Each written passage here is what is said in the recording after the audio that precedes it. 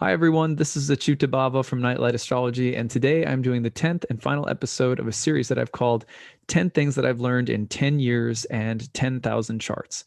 So, as you guys know who've been watching this series, this past July of 2020, I realized that I've been doing astrology for 10 years full time. And it kind of took me off guard, honestly. I hadn't been thinking about it. And then suddenly I was like, wow, this is kind of a milestone.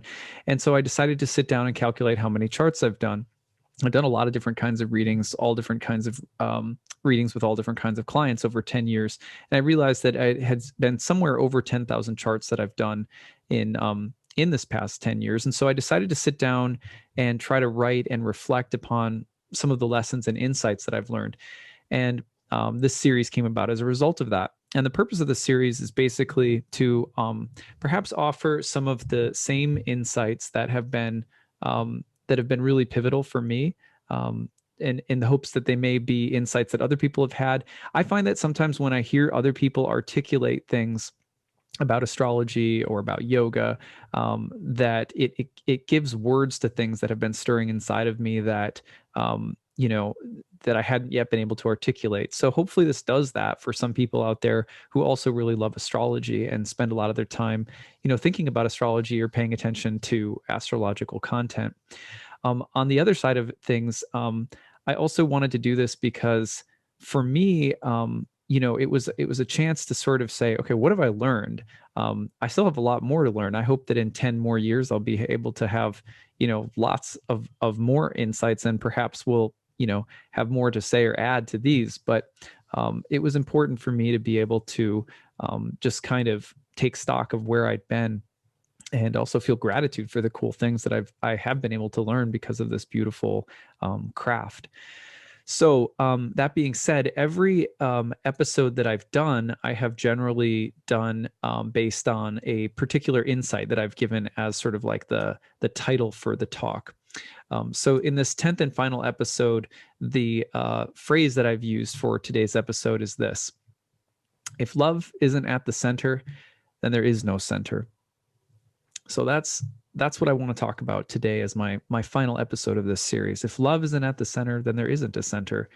So I have a bunch of points that I'd like to make along these lines, and I hope that you enjoy them.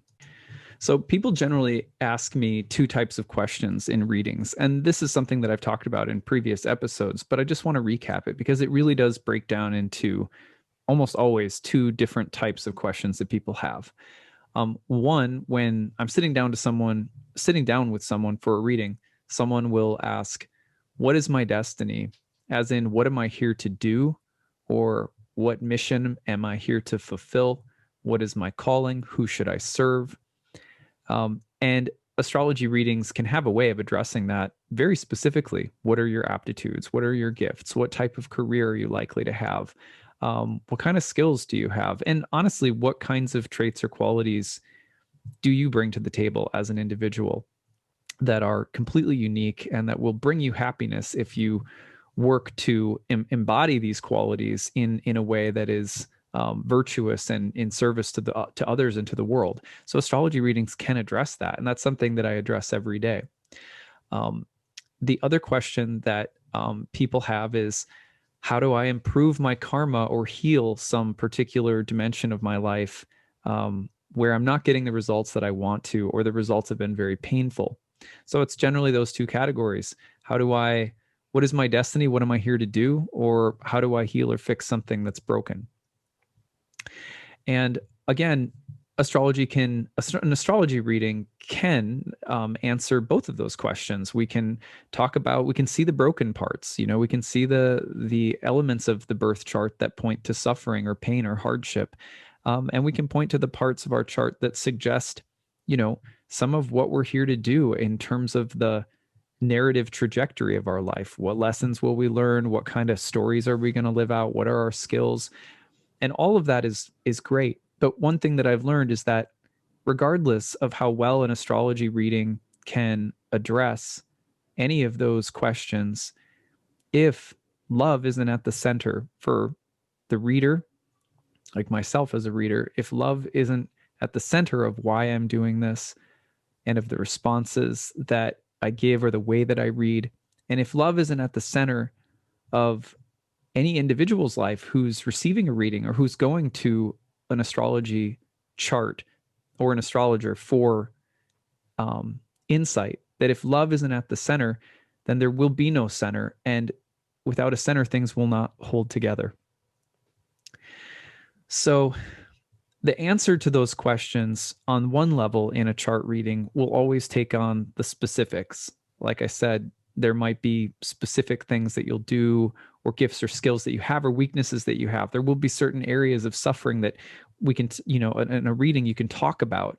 And the astrology chart has a way of pointing to all of that. But the way that we really deeply address those questions, most fundamentally, is to put love at the center of our lives. So your destiny, in the most fundamental sense, is made by putting love in the center of your life every single day. Starting with love of source. So if we think about who are we and where do we come from a divine source. Sometimes people call that source God or the universe, or some people just refer to it as spirit or source. But there is a divine presence, a divine being, I would even say, that lives within each of us. And if we prioritize communion with that source, the soul of our own soul that lives in our heart, if we prioritize daily communion with that source, then we will be successful.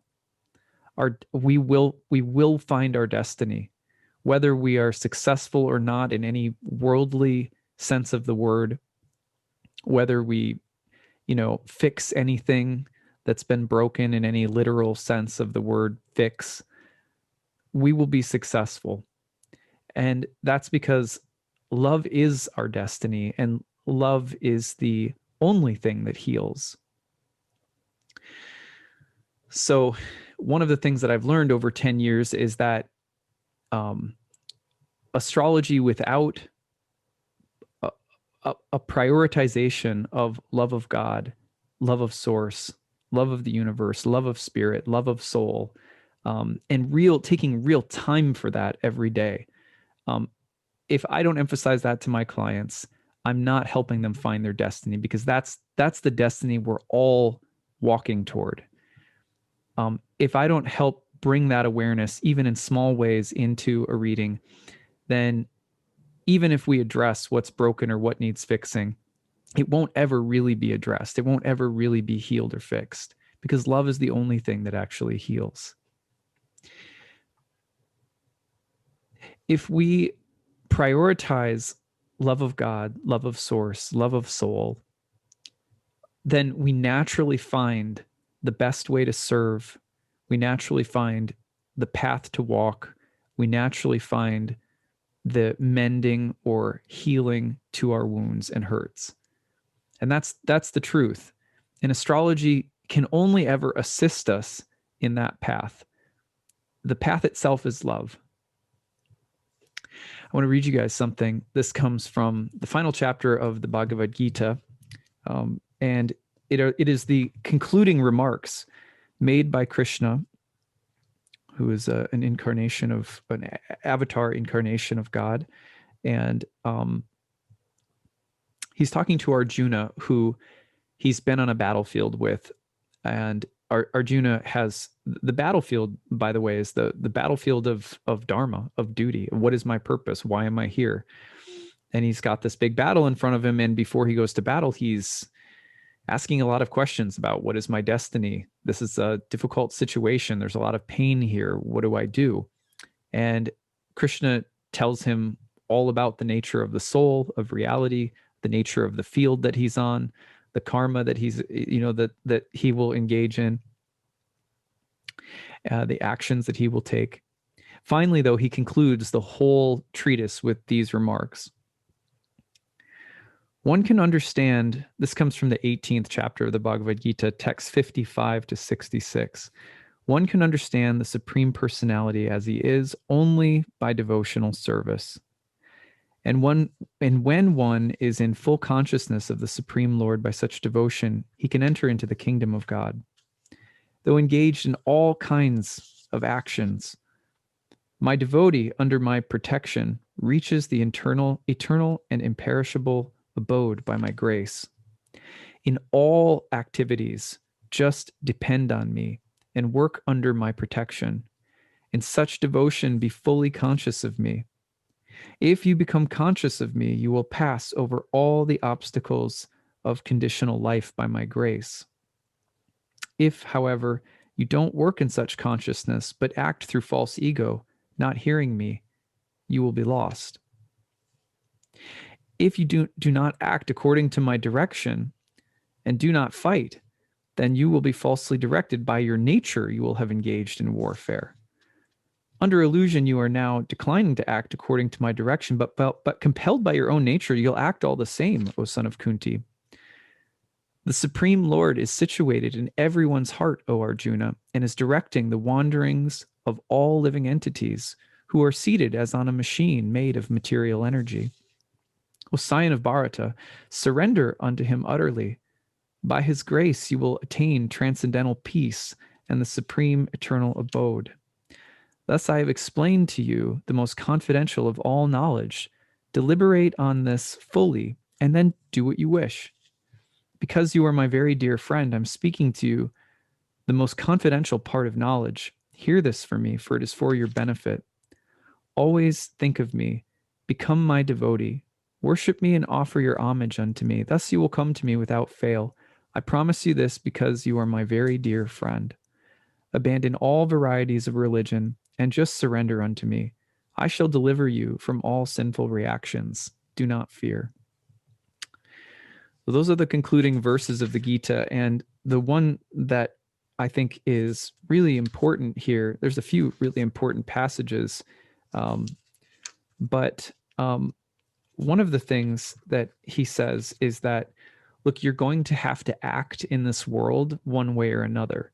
He's on the battlefield. He's got a battle in front of him. He's saying you can either engage in this battle with God consciousness, universal consciousness, source consciousness, Krishna consciousness, we call it in Bhakti. You can either engage in your dharma, in your destiny, with love of God at the center of your heart, or you can go and do it on your own, directed by false ego. There are two different results. One has a center that holds you together and makes meaningful the results no matter what they are. If you approach with love in your heart, your destiny will be made perfect, will be made complete. And there will be healing there. There will be healing in that. There will be grace, there will be mercy, there will be protection. Whereas if you try to do it on your own and you go off without source consciousness in your heart, you're going to get lost. But because I love you and I respect you, it's your choice. I'm not going to make you do anything. And but at the same time, you should know that I live in your heart and I'm always there working with you. The Supreme Lord is situated in everyone's heart and is directing the wanderings of all living entities who are seated as on a machine made of the material energy. So we're moving through these bodies lifetime after lifetime, and they're temporary, beautiful houses that for the soul. And God is there within the heart, directing us, guiding us. And he gives these simple instructions. He says, just surrender to God in your heart. Just surrender to the essence of who you really are, which is love, and commune with that in all of your, for all of your days. And you will find that though you have a destiny path to walk in this world, though there are all sorts of conflicts and challenges and questions and suffering and healing and so many things in this world, if you put love at the center, then the outcome will be love. And in this way, Krishna is saying, if love of God isn't at the center, if love of your own soul isn't at the center, then there will be no center. There will be nothing to hold it together. And that's the most important thing that I've learned in the past 10 years of doing astrology. We look at so many things in the chart. The chart is so beautiful in how it can describe accurately the inner workings of our behavior, the different kinds of themes and patterns that we meet in this karmic garden, what plants and flowers blossom at what times. But again, if we aren't, as a reader, this practice has gradually helped me understand that love has to be at the center. Communion with the soul, with source, has to be at the center for me and for my clients. If I gauge how successful an astrology reading is by whether or not a person has felt a little closer to the reality of their soul within the midst of the different dramas unfolding. The dramas are inevitable, but the soul is the reality that redeems all of it, no matter what it is, no matter what the birth charts say, no matter what the symbols are pointing to. Love is the only thing that redeems all of it. And in that sense, it is our only destiny. It's our only healing. So it's hard to bring this into our lives without some form of daily practice. Prayer and communion with source, with the indwelling spirit soul, have to start and end each day. And we also have to find ways of bringing that communion in between the beginning and the end of each day. If we can weave that communion and string together, as my guru likes to say, a couple of victories, string together a couple of W's, string together some wins in spiritual life. Today, I started my day with communion, and I will end my day with communion. And then I did that 2 or 3 days in a row. Every day we do that, and we string together a day lived with source at the center, with soul at the center. Those are days where we are going to gradually start to feel that we are actually walking our destiny, that we're actually feeling the presence of that healing that we're looking for, and that we have a deepening sense of trust in all of our experiences. And this takes time. It takes time and consistency over a long period of time to start feeling that, in which case, interestingly, the byproduct also of doing that every day is that it improves our karma. It literally improves circumstances around us so that the world we inhabit, the people, the information, the kinds of things that we associate with, they start to glow and share in the same spirit of communion. That process improves our karma, improves the choices we make and the outcomes we receive, because it starts to elevate us into a space of goodness. Now, there's still going to be suffering and there's still going to be hardship, but those hardships they start to be held and seen as holy and as a part of the path of love.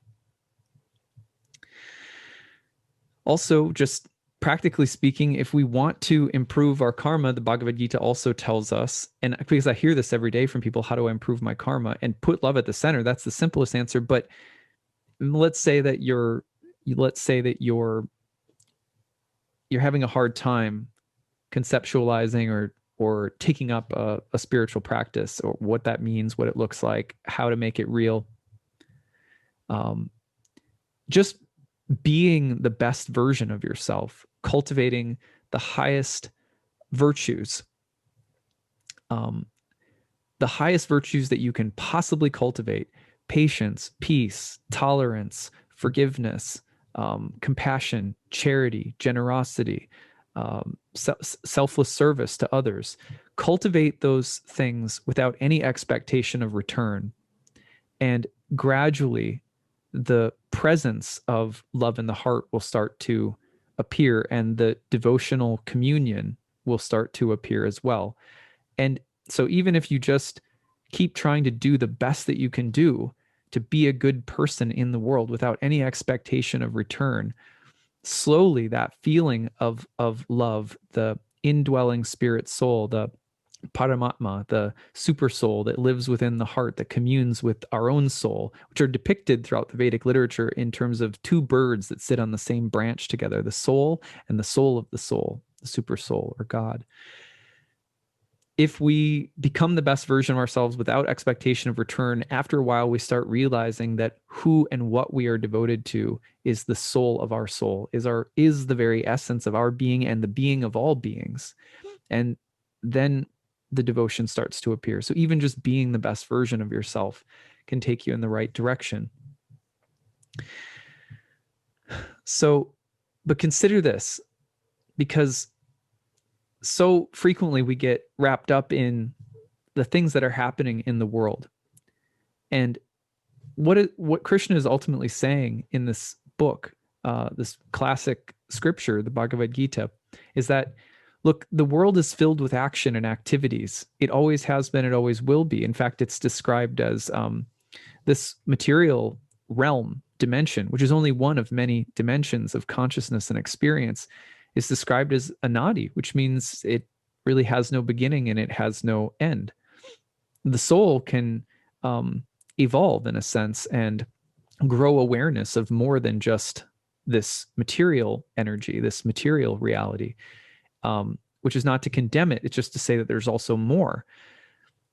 As long as we are wrapped up in this without love of God, none of the things that we get involved with have any lasting center. This is why in both Buddhism and in yoga, we say that in a sense, there's this illusory quality to the world. Impermanence, fluctuation, change are the only constants.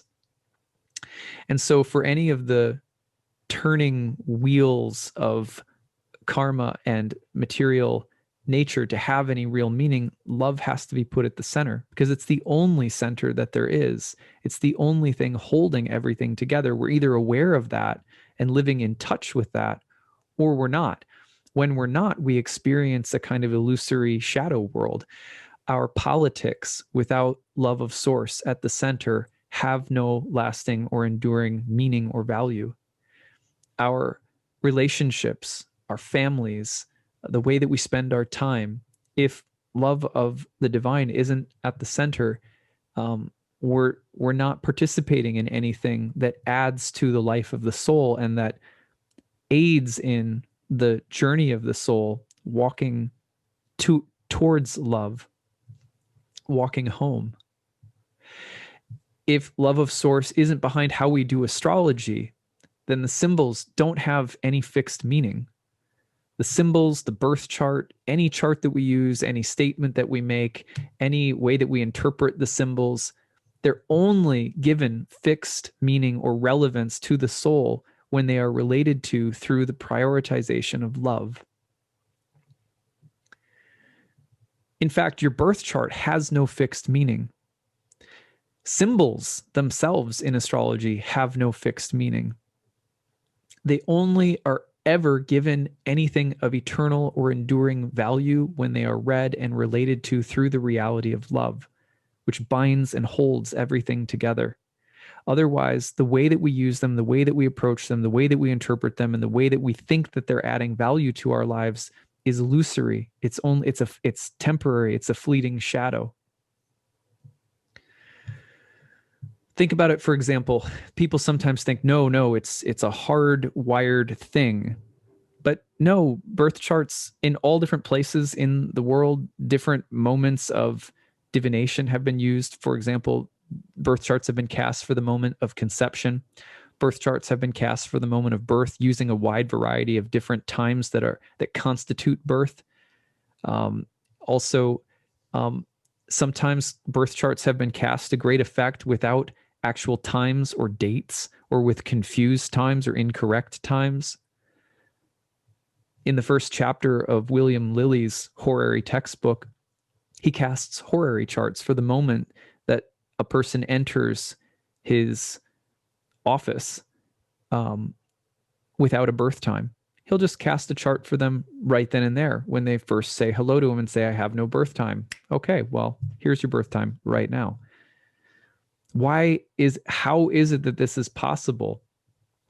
And people miss this profound truth about astrology all the time. It's possible because actually the symbols have no fixed meaning. They only have meaning in relationship to the ritualizations of that we make around birth. And how is it that reality can do that, can form and shape and mold to certain rituals like the moment of birth or like conception, and then these symbols can speak accurately to things? It's because we live in a very relative world. The material world is a relative world. But the only thing that fixes and gives it enduring absolute meaning, no matter what kind of form of divination we use, what kind of tarot spread, what kind of birth chart, what kind of technique, what moment of birth we consider to be the one, the only thing that gives it an eternal, enduring value, real meaning for the soul, is whether or not love is at the center. Love is the absolute that gives absolute meaning to all things, including the symbols of a birth chart. And without it, the birth chart is nothing more than this kind of magical mirror. It offers us material platitudes, reinforcement of our fears or anxieties or our delusions of grandeur. It reinforces our prejudice, our bias. It keeps us caught up in endless anxiety about outcomes and results in the churning wheel of material nature. It doesn't, and we can get accurate results doing that through a wide variety of different approaches and techniques. The only thing that differentiates all of that from something of real truth is the consciousness of love. That's not to say that any kind of, I'm not someone who says any technique will work just as long as you're a loving person. That's not what I mean. But what I'm saying is that even if you use techniques and come up with the most accurate predictions, descriptions, forecasts, and reports, what do they mean for the soul? The only way that the soul gets anything out of them is if the soul, by means of exploring these symbols with the astrologer, comes to the realization of their inherent nature and the nature of all beings and the nature of reality itself. And that nature is love.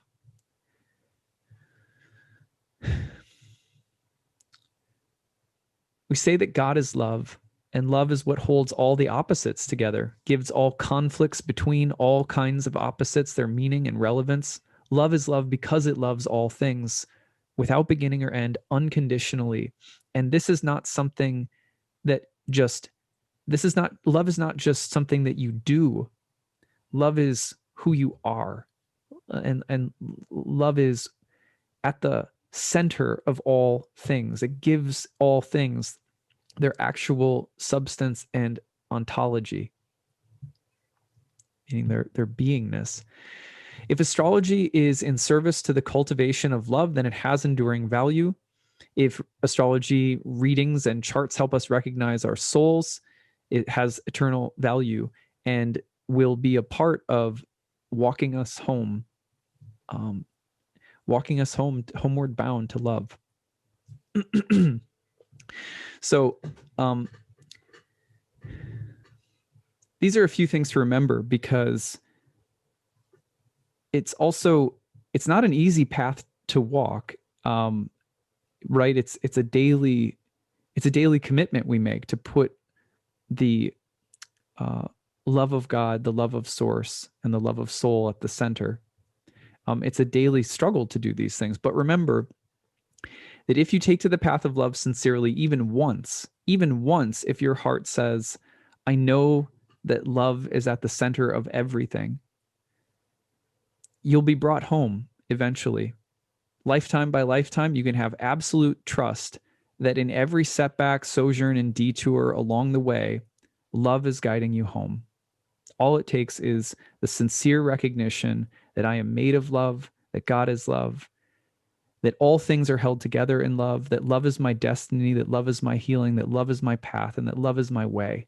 And if we recognize that even once, even if it's just in our minds, we will be brought home one step at a time. It's game over at that point.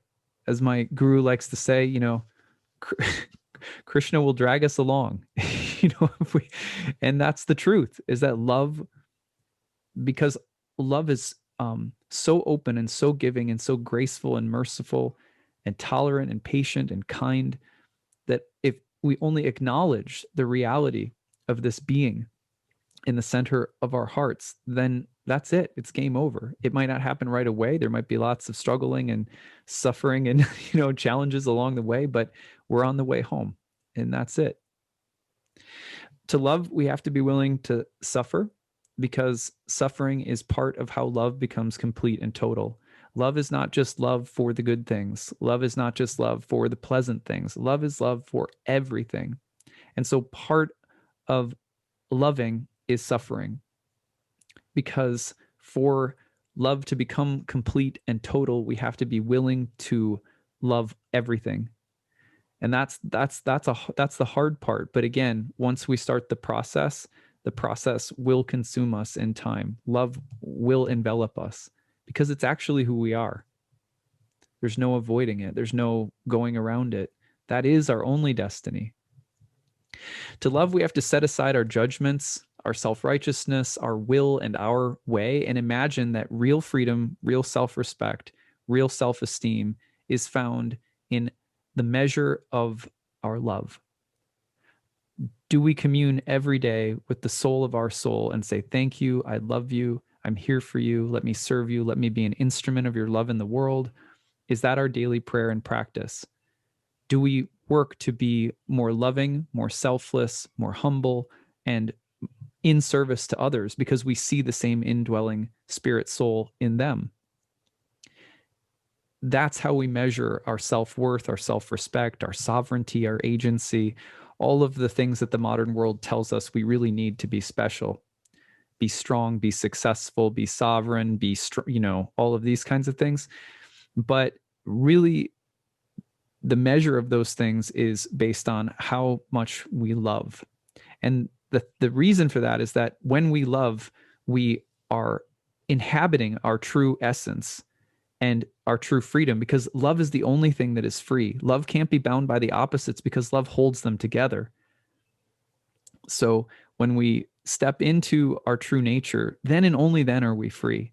Then and only then do we have something that's worth respecting, because love gives all respects to everything and asks for none in return. And that's the thing about love that makes it so worth serving. It doesn't place my own needs for respect and greatness and first. It places the need to recognize and honor and revere the beauty in others, the beauty in the world, the beauty in God, the beauty in creation.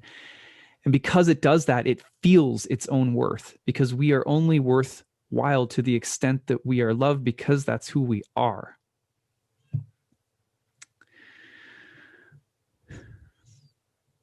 Along the way, every day, the blessing of astrology is that we can look up at the heavens and behold these eternal shapes and thoughts of love. If we have love at the center of our lives, then every transit, every planet, every aspect, these beautiful heavenly patterns become like a chorus of angelic voices singing out the glory of love and of God and of the soul of all beings everywhere. And thus all the events that we laugh, pray, joke, suffer through, they all become a moving meditation upon the divine, and love just pours out. It pours out from the heavens down to the earth, and from the earth mirrored back in the heavens. Each day's reflection upon the stars becomes communion.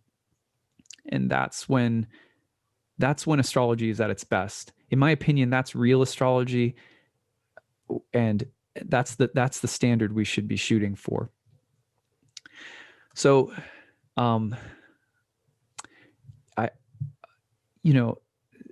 it's hard to encapsulate, everything that I've learned in 10 years of doing astrology in so many charts.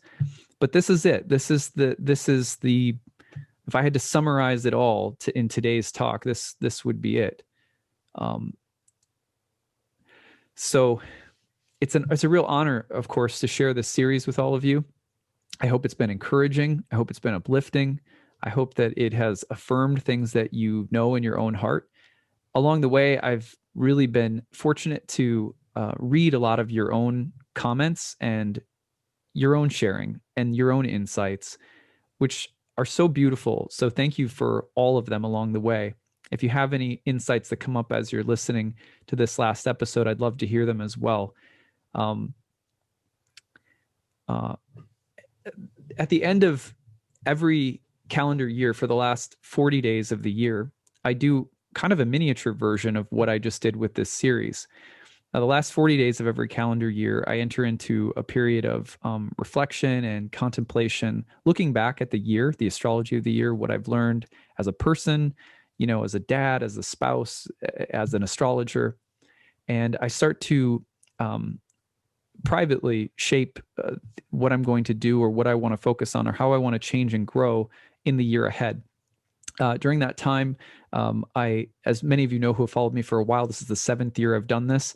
During those last 40 days, I also fundraise, and I do a Kickstarter campaign and ask people to pitch in if you're able to. If you enjoy this series, if you enjoy the work that I do, if it's in any way helpful for you throughout the year, a lot of love and a lot of passion goes into the creation of this content every day. Average about 300 days of the year that I make content. And I follow a really committed schedule of how I make and create all of this content as well.